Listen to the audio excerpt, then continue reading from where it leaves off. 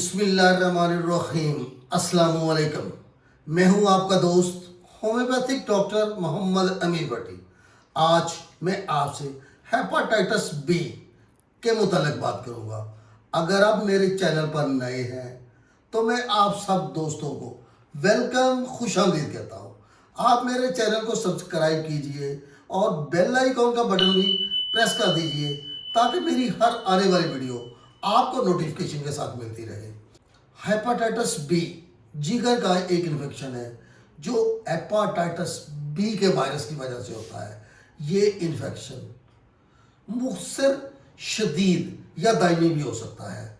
लोगों को जिगर का सेरोसिस, जिगर के शदीद दाग और जिगर के कैंसर से मौत का खतरा भी पैदा कर सकता है। ये खून की मुंतकिली से, जिस्म के स्याल से यानी थूक, लकोरिया या मनी के साथ राब्ते से ये फैलता है। ये माँ से उसके बच्चे में सुइयों से, सुरिंजों से, मंशियात के इंजेक्शन से, हजाम के उस्तरे से, कैंची से या सर्जरी के इलाज से इसका सबब वायरस फैलता है।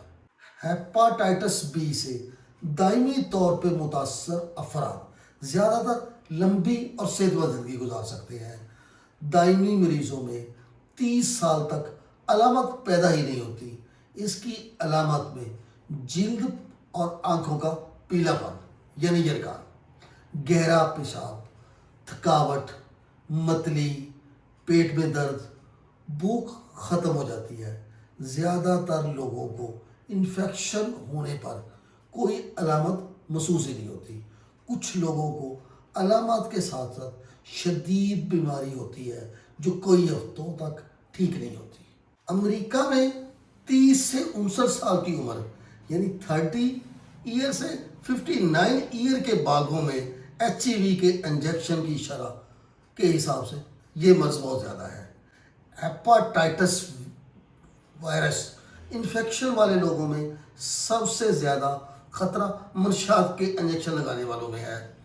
हेपाटाइटिस के 4 मराहल हैं जिनमें मदाफ़ियाती यानी बर्दाश्त का मरला, नंबर 2 मदाफ़ियाती फेल का मरला, मदाफ़ियाती कंट्रोल, मदाफ़ियाती क्लियरेंस।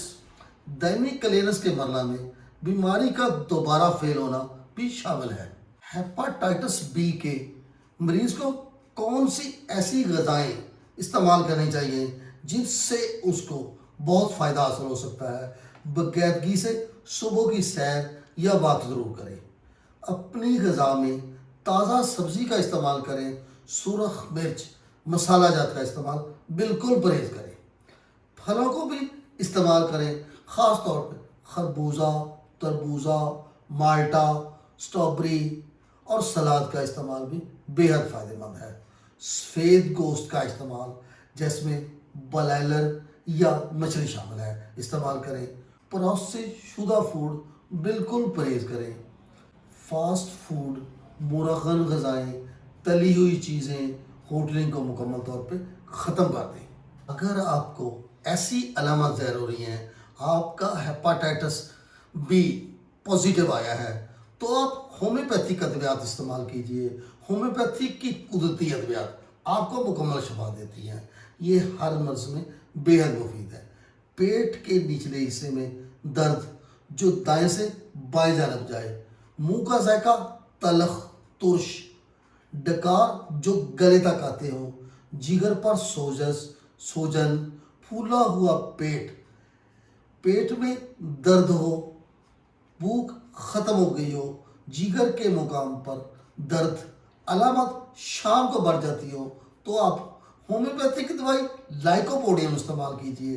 लाइकोपोडियम को 30 ताकत में 5 कतरे दिन में 3 बार इस्तेमाल कीजिए और हफ्ते बाद हेपाटाइटिस 1 में इस्तेमाल कीजिए। होम्योपैथिक की एक दवाई जिसको आपने हर होम्योपैथिक मेडिकेशन के साथ इस्तेमाल करना है। जब हेपाटाइटिस की आप कोई भी दवाई खा रहे हो तो सबसे पहले हेपाटाइटिस 1 को यानी 1000 ताकत को हफ्ते में सिर्फ 1 बार एक खुराक इस्तेमाल करें और दूसरी कोई भी मेडिसिन जो आपकी अलामत के साथ आ रही है उसे इस्तेमाल करें।